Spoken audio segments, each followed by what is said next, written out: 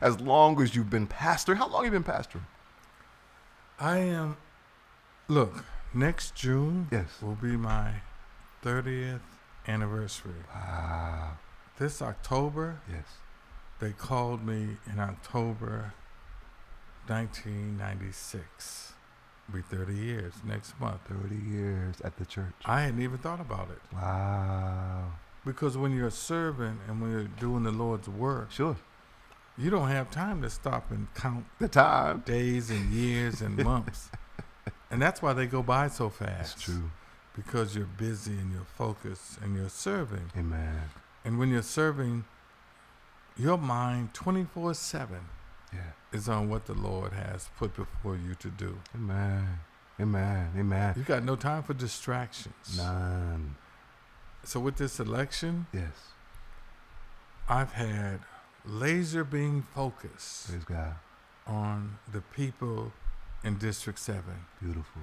And it's not like I just started focusing on people in District 7 because, as you know, I was at the United States Department of Housing and Urban Development for 27 years. 27 years. As Simultaneously, because you've been pastoring for 30 years. Yeah. And 27 of those years, you were, what do they call it? Bivocational. Bivocation. So you're pastoring and working. I was the regional counsel Mm-hmm. at HUD litigating, Mm. trying cases in federal court. Mm-hmm. In fact, we did, and I oversaw our transactional unit. And our transactional unit is a unit that I oversaw and worked with to transfer Academy Homes to the Tenant Association. Wow. They now own that. Mm-hmm. Canfield Gardens, now Canfield Estates. Mm-hmm. They own brand new. HUD demolished them. We demolished them. Built them up brand new. Then transferred ownership to the tenants. Mm-hmm. Free and clear. Wow. They owned them Wow. forever. Wow.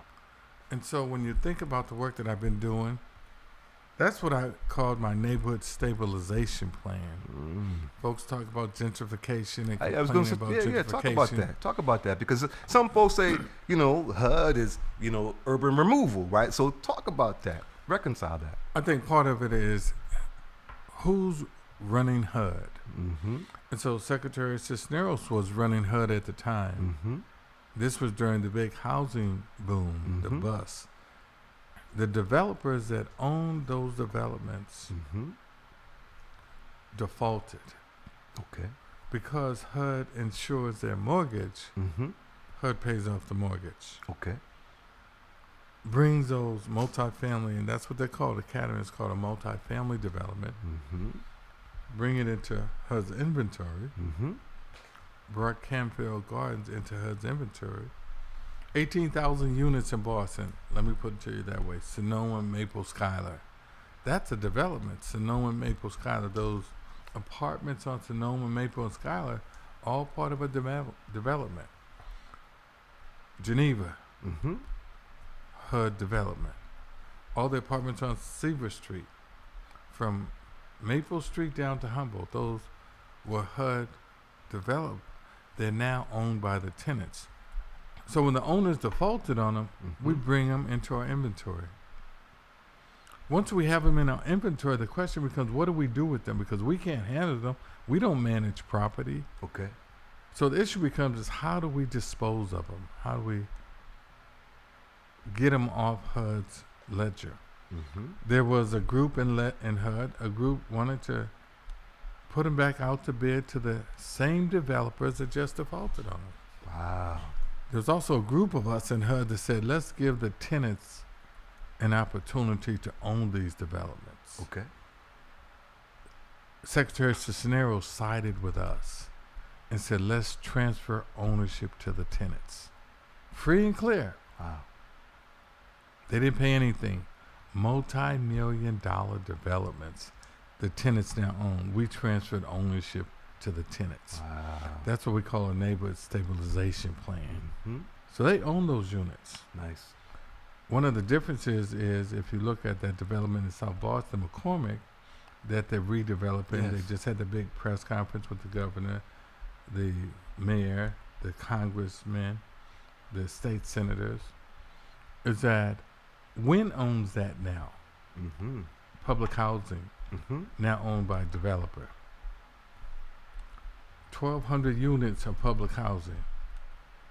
By the way, I sued the Boston Housing Authority. I sued the city of Boston.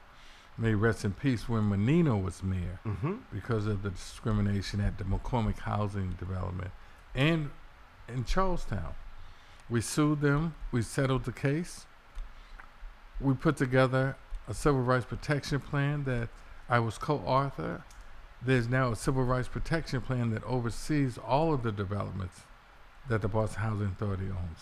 Wow. They have rights that we fought for. That plan went viral. It went around the country when other housing authorities, because when we sued Boston, everyone said that's one of the most powerful mayors in the country. Yeah.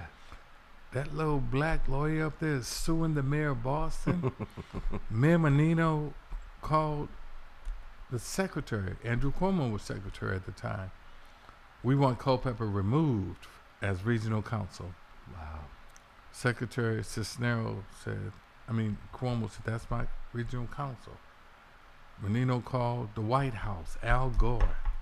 Al Gore had given me an award. We want Culpeper moved. The word came back to me and said, Al Gore said, you need to settle that case. But we weren't ready to settle it. Bill Bradley was campaigning to run for the president. So Menino said, look, if you don't move Culpeper, I'm going to support Bill Bradley. Menino did Bradley came to Boston. Menino appeared with Bradley because, if you remember, Al Gore was running. Mm-hmm. Bradley was going to run against Al Gore. Menino said, if you don't remove Culpeper, I'm going to hang out with Bradley. He did an event with Bradley. Cuomo said to me, I was in Washington at a reception. Andrew Cuomo said, can you handle Boston? He said, because I'll handle Washington. But let's resolve that stuff up there. I can handle the White House. If you can handle Boston, I told him I can handle Boston. Mm. So they didn't remove me. We settled that case. Wow. $2.5 million. Wow. The tenants, we had to call that case the Jane Doe case. There were 11 Jane Does because they were so afraid of what would happen. If you remember, one of the young black men got killed in the housing projects in South Boston at the time. So I haven't backed down when it comes to justice and doing what's right Mm-hmm. and fighting for our people. Mm-hmm. When the Lord is on your side, Absolutely. who can be against you? Come on. You know, Reverend Ike used to say, you can't lose with the stuff I use. And so I've been fighting for Boston. I'm running because some of the things that we did on the federal level, Mm-hmm. I want to do on the city level, especially with public housing. Mm-hmm. Public housing is not going to be public housing in 10 years. Mm-mm. Let's take McCormick, the one that had that big press conference. So 1,200 of public housing units. Mm-hmm. They're going to keep them, but there's Section 8. This is what they call project-based Section 8. Mm-hmm. There's another 1,000 that Wynn has. They're going to be market rate. Mm-hmm. So folks are going to be living in that development, brand new, Mm-hmm. in market rate housing, and then there'll be Section 8 housing. Mm-hmm. What I think in 10 years or 15 years, when the Section 8 comes to the end of its life, Mm-hmm. instead of renewing it, Mm-hmm. many of the owners will do what they call opt-out. Opt-out means that they opt out of the Section 8 program. They can then make those units market rate. Mm-hmm. If that happens with those 1,200 units, it's no longer the same public housing. It is now all private housing. Mm. Folks don't understand Mm-mm. what's happening Mm-mm. because they don't understand housing and the details of what's taking place. Mm-hmm. HUD has what we call a declaration of trust on all federal developments. That's a federal development. We have ownership because we paid for everything. So we have what they call a declaration of trust. I say, and I've talked with HUD and I'm talking with them, whenever you transfer a public housing development to a developer, a new owner that's not the Boston Housing Authority, Mm-hmm. transfer the deed of trust to the tenant association so they can now have ownership in that public housing development. When the owner wants to make a move with that housing, Mhm. you now have to go to your partner who are the tenants Mhm. and get their agreement. Mm. That's why it was so important that Academy Homes own their development, that Mhm. Canfield own their developments. Because Wynn is owner at the McCormick. At Academy, he's a property manager. They work for the tenant association. Mhm. And that's the difference in terms of stabilizing neighborhoods. Mhm. And so I have what they call, and let me say it slow because everyone thinks it's a major big word, they don't get it. Gentrification, stabilization, and neutralization program.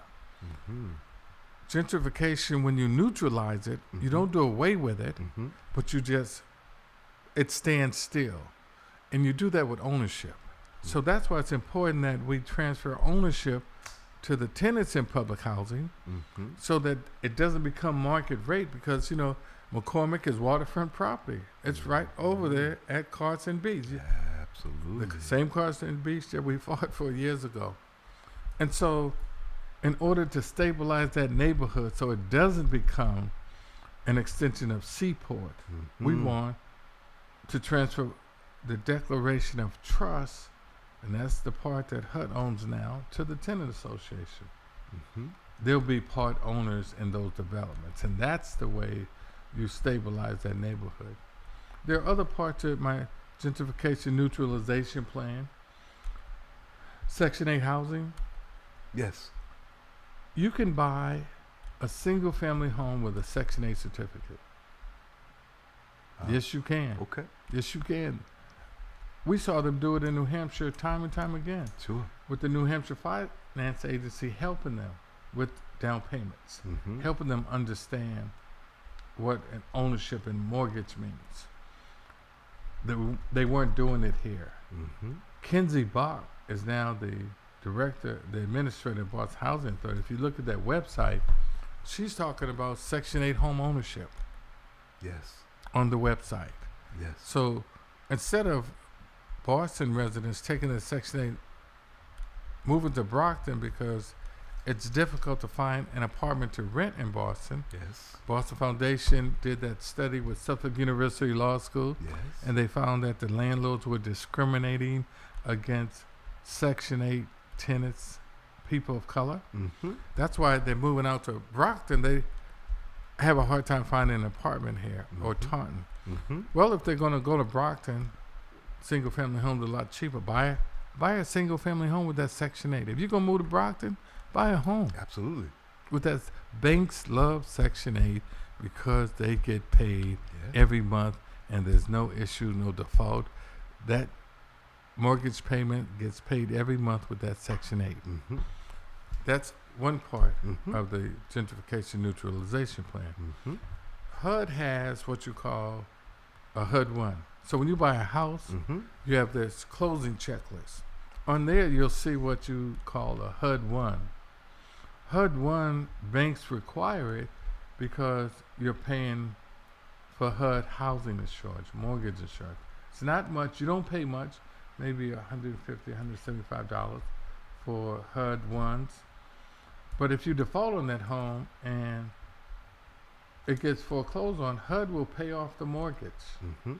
They'll bring that family home, like they did with the multifamily, into their inventory.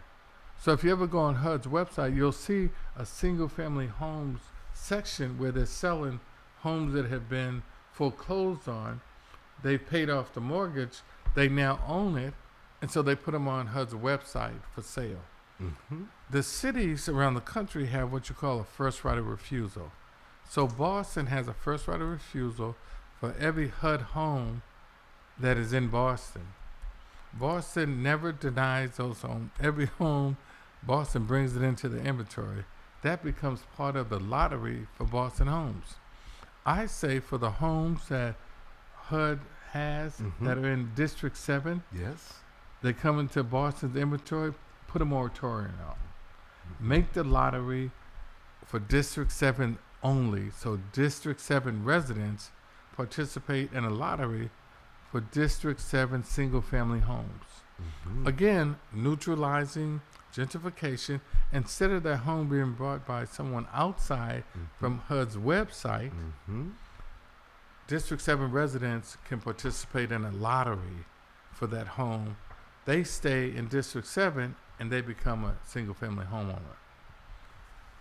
Another way is that low and moderate income housing, and I learned this when I was out getting signatures to get on the ballot. One of the men that signed my signatures, we talked about, everybody wants to know, what do you do? You're running for office, what do you do? I told him I was regional counsel for HUD for 27 years. And he said, well, why can't we invest in low and moderate income housing? I said, because no one does. He said, well, we invest in multi-million-dollar housing. They do that through what they call a REIT. A REIT, R-E-I-T, is a real estate investment trust. It's an investment mechanism that investors pay into. That REIT invests in multi-million-dollar developments. They get a return on their investment. His question was, why can't we have REITs for low and moderate income housing? Well, we can. And what's going to happen, Congress messes around with Section 8, they raise the rent. Section 8 holders only pay 30% of their income. So if this new Congress raises that to 40%, that folks are going to be scrambling trying to find money to pay for their rent. I say let REITs be developed and let those that invest in the REITs invest in those low and moderate income housing. They'll get their return back on their investment, take the investment, use that for the tenants, subsidize the tenants' portion that they're paying, so they don't find themselves getting evicted and thrown out because they can't pay for that Section 8 requirement, that 30% of their income. And you know, everything's going up. Everything. Cost of living, everything's going up except wages. Ain't nobody's wages. And so when you look at some of the challenges for District 7 residents, I say Minyard Culpeper has solutions. I'm not just talking about we need to deal with gentrification. I come up with a plan based on my experience, my housing experience. I was chief of staff for a member of Congress. She was chair of the subcommittee on housing. I oversaw much of what that subcommittee did. She called herself, she was a congresswoman from Michigan, Barbara Rose Collins, the mother of empowerment zones. So folks say, well, what are you going to do about businesses in D7? So in D7, we've got 2 business zones critical to the black community, Nubian Square and Grove Hall in D7. I say create an empowerment zone around those business districts, because when you look at Detroit, Detroit is booming now. You look at the empowerment zones that they created in Detroit because of that legislation, and the amount of money and resources that they poured into the empowerment zone to give those businesses a jump and a hand up. Those businesses now prosper, and it's amazing what's going on in Detroit now. Empowerment zones. Wow. We should be able to do the same here. So let's create an empowerment zone around Nubian Square and Grove Hall, right? Because they did it, the federal empowerment zone did it, but I remember being upset at where they drew the lines. Because I wanted Pleasant Hill to be in the empowerment zone, but it wasn't. Create the empowerment zone for the businesses in Nubian Square and Grove Hall, and then pour resources into the empowerment zone so those businesses that are now struggling can expand. Their capacity expands. Their ability to meet their capital improvement for those businesses expand. And so I say we can do that on the city council. We can create empowerment zones that will expand those businesses, bring existing resources. I'm not talking about new money. I'm talking about the money that economic development has in the city already that D7 doesn't get their fair share of. I'm saying D7 needs to get their fair share of, and I have a plan of how we can do that to strengthen these businesses that are struggling. The other thing we need to do is we need to begin to think by Roxbury.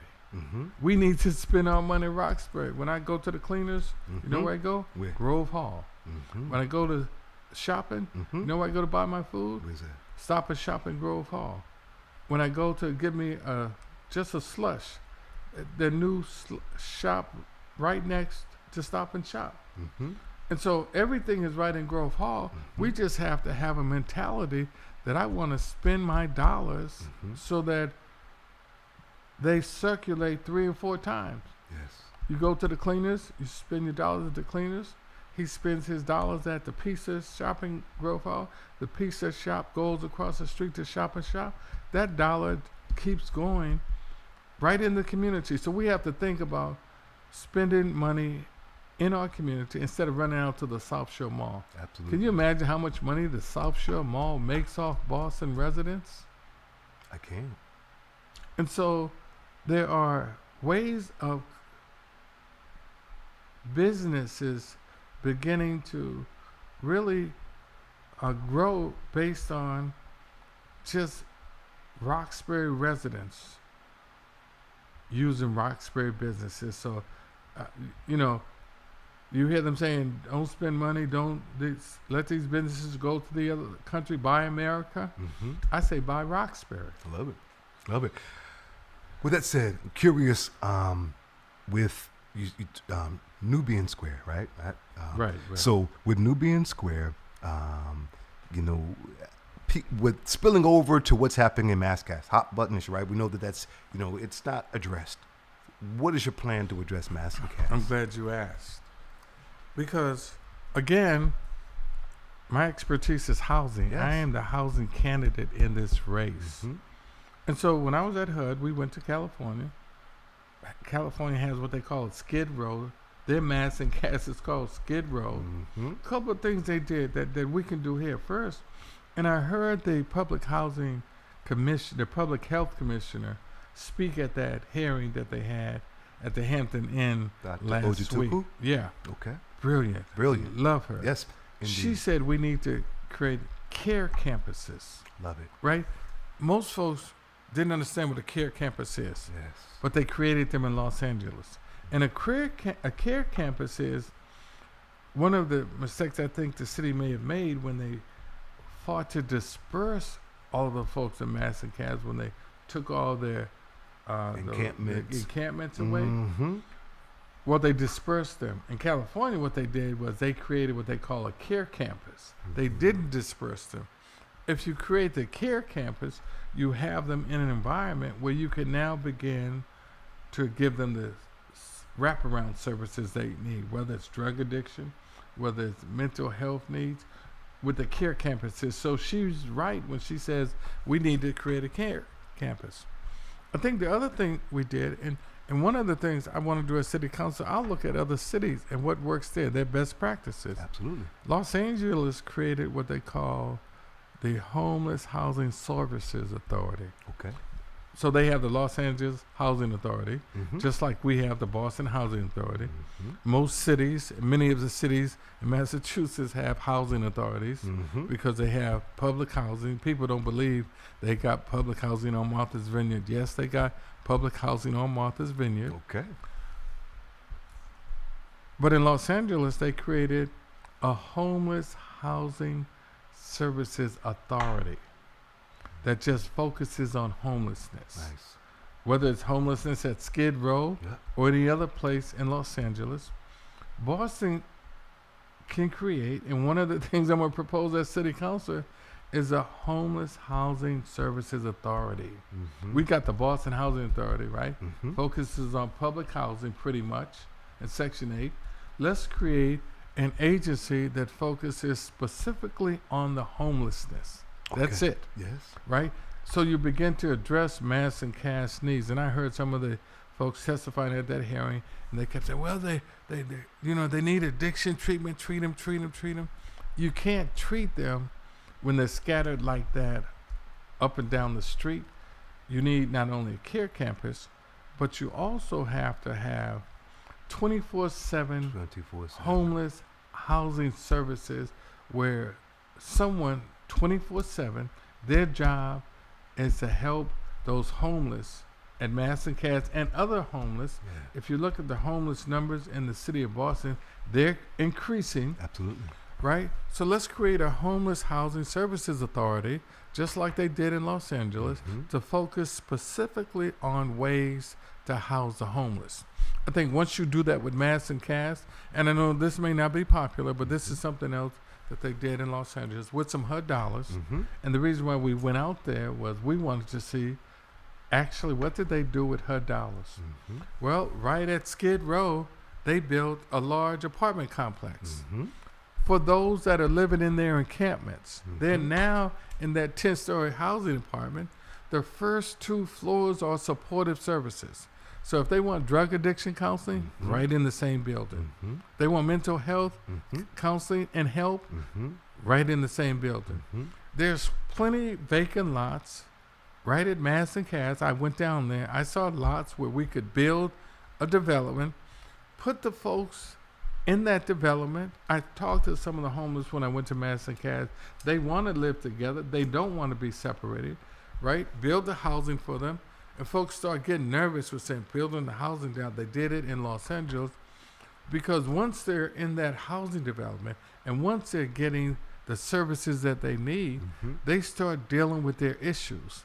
And it's a humanity crisis, not necessarily emergency. This is a humanitarian crisis. Absolutely. But once they start getting the services right, you have employment services in that building because then they want to start working.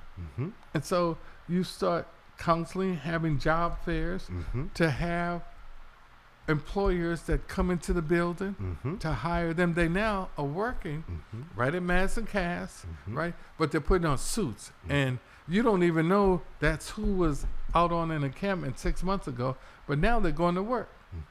And so there are ways, and I have plans, but it's because of my experience in housing that I can look at the different resources. I'm not talking about creating new resources.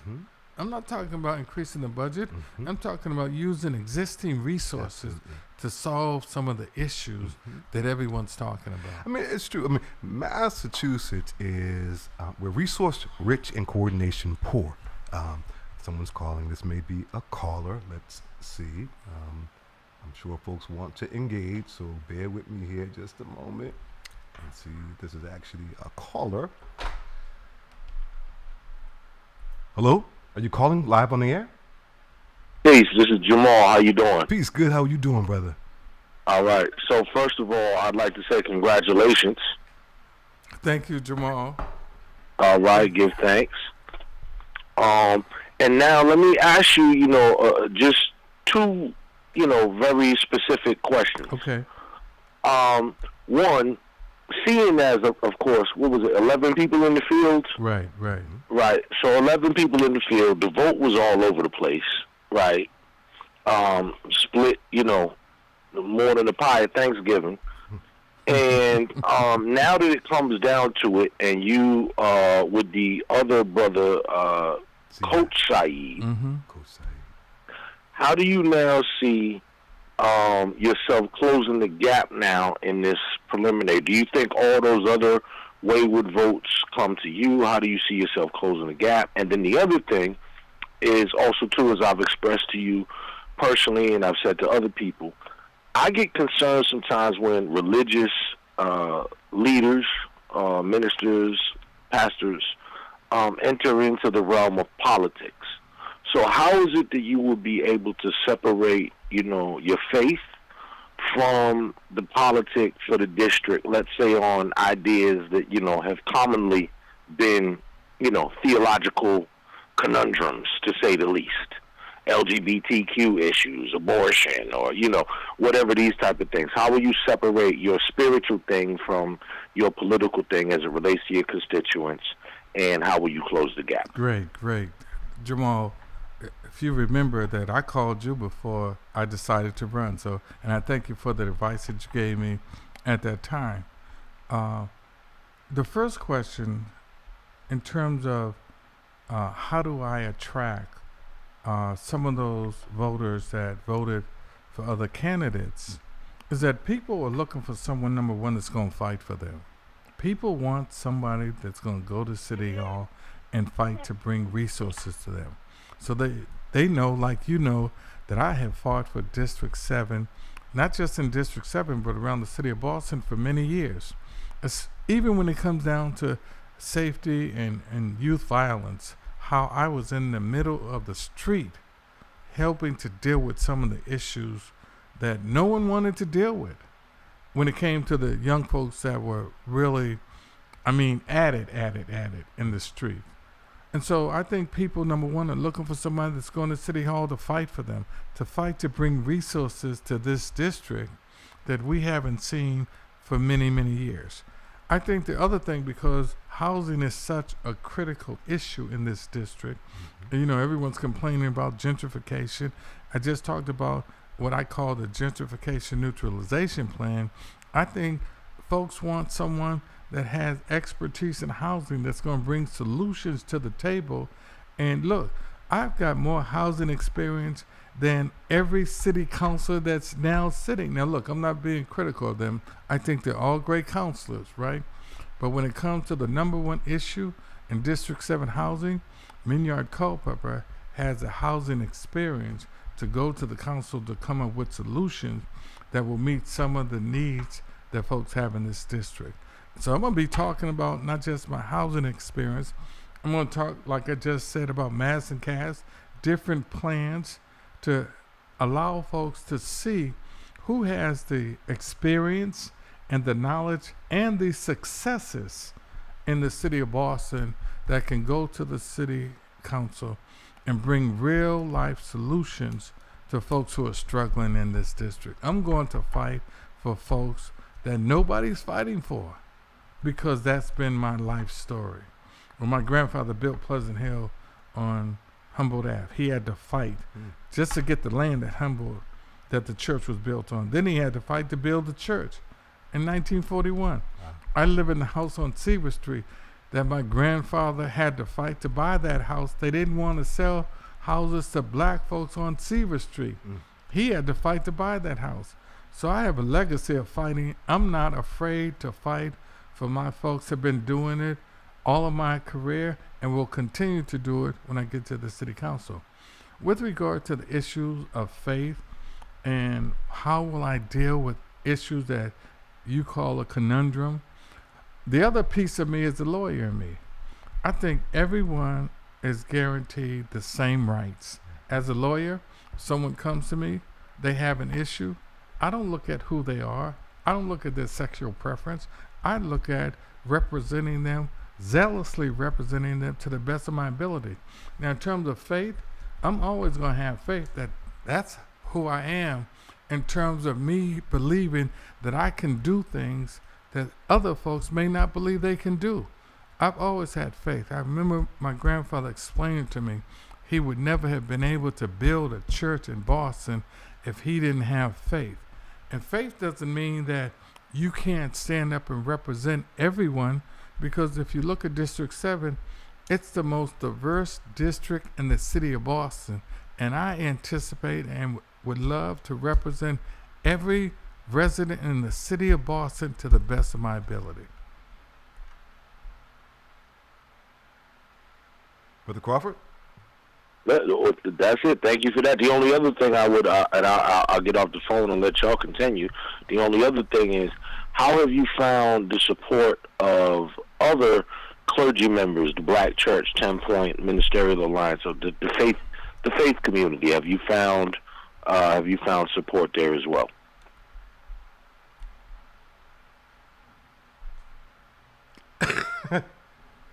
He's mute. Well, Jamal, let me say this, right? When I worked on the Hillary Clinton campaign, I was a state faith coordinator in North Carolina. Those faith leaders were the most active politically that I've ever seen. I mean, those brothers had, talking about souls to the polls, election day, those brothers had their vans lined up. Those brothers did voter registration. Those preachers, Jamal, stood at polls. They were poll watchers to make sure everything that went down at that poll was kosher.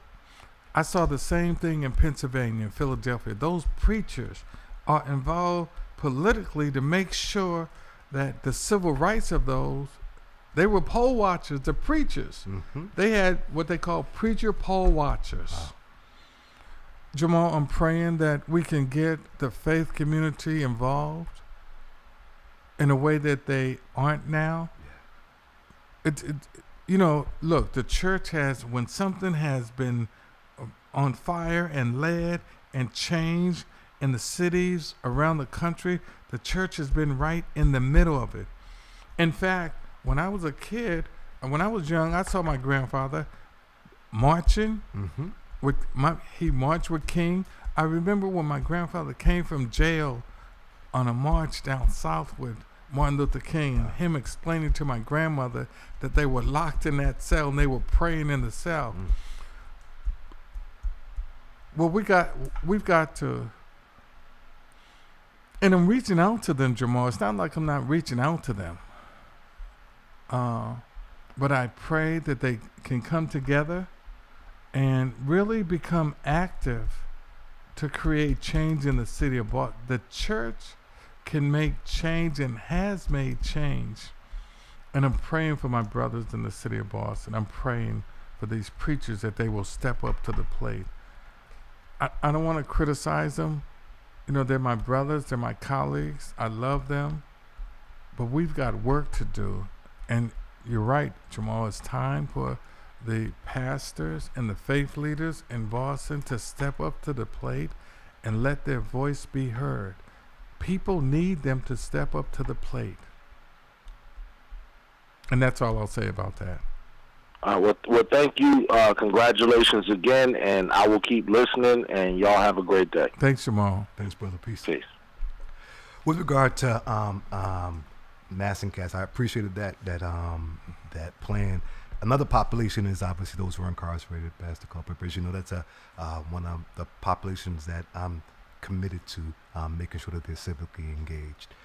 One of the things I would ask is, we are working to be able to restore the rights for people who were serving felony convictions in the state of Massachusetts. There were 7,700 people who've been stripped of their right to participate because of serving felony convictions. That's that right. happened in 2000, right? Up until 2000, they could, right? Like Maine and Vermont and Puerto Rico, right? But it was a Republican administration felt that was too much power for people who are, quite candidly, the 13th Amendment, says slavery was abolished with the exception of those who've been convicted of a crime. So for those who are relegated to a slave status, that's too much power for you to organize and to be able to advocate for yourself and humanize yourself and have programming in carceral settings that are going to actually rehabilitate as opposed to being pain and punishment. So is that something you would support, is one, universal suffrage and restoring the rights? We're gathering 75,000 signatures across the state of Massachusetts. And we need every one of the counties across the Commonwealth, 25% have to come from each county for us to be able to get the numbers to get it on the ballot. So is universal suffrage and restoring the rights of people serving felony convictions something you would support? And here's what's interesting about that. I don't think folks realize that it's in the Constitution. Thank you. For them to work the inmates in the prisons the way they do for no pay. It's in the Constitution. Folks don't understand that. They don't understand it. Let me tell you what I found running for political office, becoming a candidate. In order to get on the ballot, we had to get 200 signatures. Okay. I thought part of my natural constituency was the brothers on the corner, right? Mm-hmm. So I'd go to the brothers on the corner, and I'm not going to name specifically where. Sure. But they would say, I can't sign it. Many of them believe that. They can't though. Why? Because they can't vote. Why? And you've got to be a registered voter in order to sign the petition in this district. Okay. And because they have a former conviction, they cannot vote. Actually, they can. And so here's the thing. People don't understand in the state of Massachusetts, again, you only cannot vote if you're presently serving time for a felony. If you have a felony on your record and you've been released and you're on probation or parole in Massachusetts, you can vote.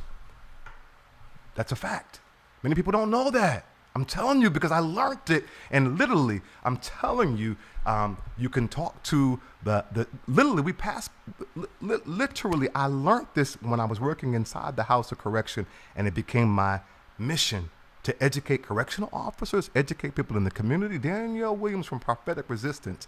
Again, we were saying this is a common misconception that if you in the state of Massachusetts, if you have a felony on your record, you're on probation, you're on parole, you served your time, you're not serving a felony, in Massachusetts, you can vote. The only restriction is if you're currently serving a felony conviction. Many people think if I've been convicted of a misdemeanor, I can't vote. But that's not true. Let me say this. Yes. And I stand corrected. It's okay. Let me read this to you. Please. Because you know I'm going to pull stuff up. Pull right? it up. Pull it up. Right?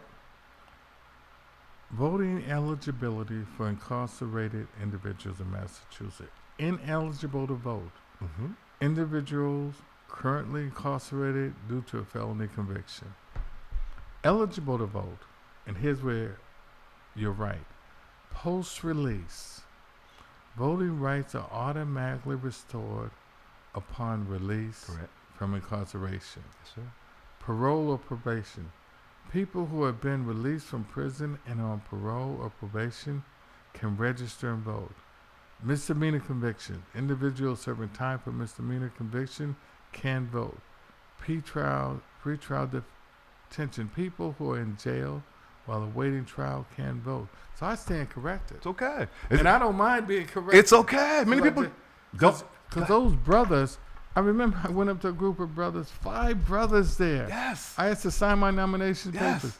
They said they couldn't sign them because they had a conviction. That's not the case.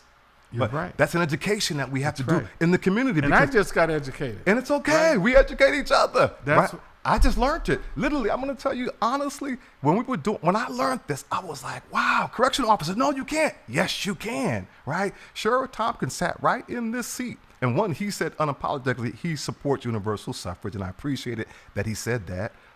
In addition, the commissioner of the elections department, Dion Irish, sat right in that seat because nobody believed me. And I had to have, in fact, he did not know in the state of Massachusetts that you're specially qualified and you don't even have to register. You can just participate via absentee ballot. And here's what's interesting, right?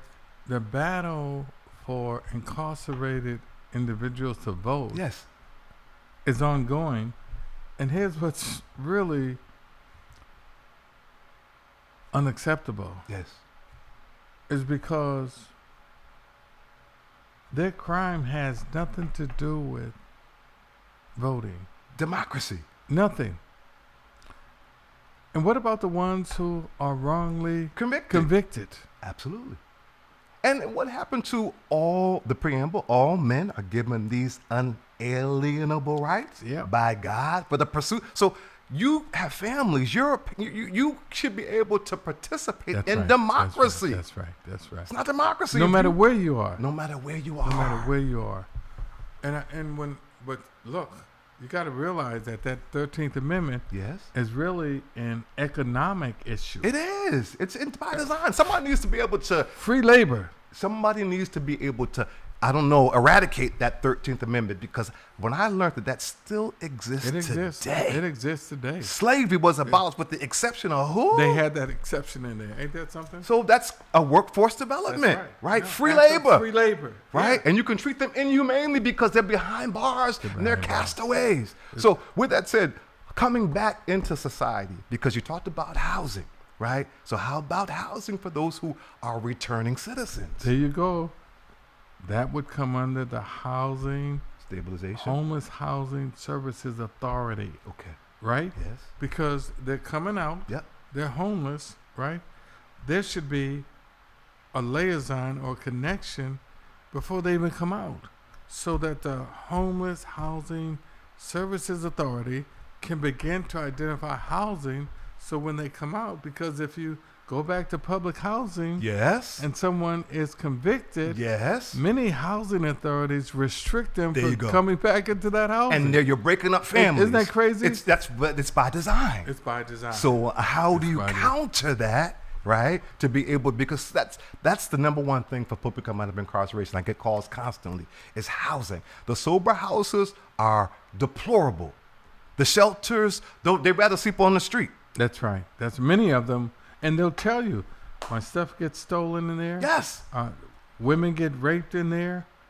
I mean, I'm afraid that I'm going to hurt somebody or I'm going to be hurt. get hurt. Yeah. So I'd rather be on the That's street. right. We've got people literally, and people are dealing with mental illness, with trauma, with substance abuse disorder, right? So how are we going to be able to address those issues and provide housing that's going to have all those support services, that they're not in those places selling drugs. That's right. And doing the right. kinds of things that they were doing on the street. You can't just house them. You need 24-hour people who are going to intervene and make sure that, human trafficking and drug sales are not happening in those housing, because they took them and they put them in the Roundhouse Hotel, and literally, it's horrible. But look at what happened. They put them in there. Yes. No supportive services in there. Pastor. Yes. That's why in Los Angeles, when you look at the model, Yep. right, the supportive services are right in the housing where the folks are living. It has to be there. They put them in there. What a joke it was when they put them in that hotel, right? What were they going to do if they're still using, right? They're going, even in the hotel, Of course. they're going to use in the, it was really a failed policy. Yes. And I think when you look at what the needs are Yes. in D7, Yes. like all of Madison Cass is not in District 7, but folks are spilling over Oh, yeah. into the South End Yes. and into different parts of D7. Yeah. And I think people have a right to be upset. Sure. They're breaking in folks' homes. They're stealing. Defecating. Look, I live right across from Franklin Park. Yes. I get up every morning and see those camels. Can't see them as well now because of the trees. But when they had Juve, Yeah. I walked over to Juve in the park. Yeah. It was early in the morning. I remember hearing them out there. So I got up about 6:30. I walked around there about 7. But I saw human feces in the park. Sure. No, right across the street from the house as you walk along the fence, and blankets. So Okay. they're sleeping in the park, Elder Hobbs. Sure. Yes. I know this. And many of them have tents and, that they're camping out, right? So we've got to, and that's one population, right? Is those who are incarcerated. That's just one population. That's just one population. Look. We got the youth. A lot of homeless youth. I was about to talk about the homeless Boston Public Schools students. Yes. There are many students in the Boston Public Schools Yes. that are living in hotels. Wow. That are living in hotels. Okay. They're homeless. Their Yes. families are homeless. Yes. And can you imagine trying to do your homework in a hotel? Can you Cannot. imagine trying to get back and forth to school Nope. in a hotel? Nope. One of the things that I found while running is that, and I was on this call with some of the Boston Public School administrators, is that the Boston Public Schools are required to transport private students to private schools that are in Boston. That's a state law. It is. Yeah. Mm-hmm. And so when you look at the students that are homeless living outside of Boston, Mm-hmm. part of the challenge is the transportation just back and forth to that hotel that they may be living in outside of Boston. Mm-hmm.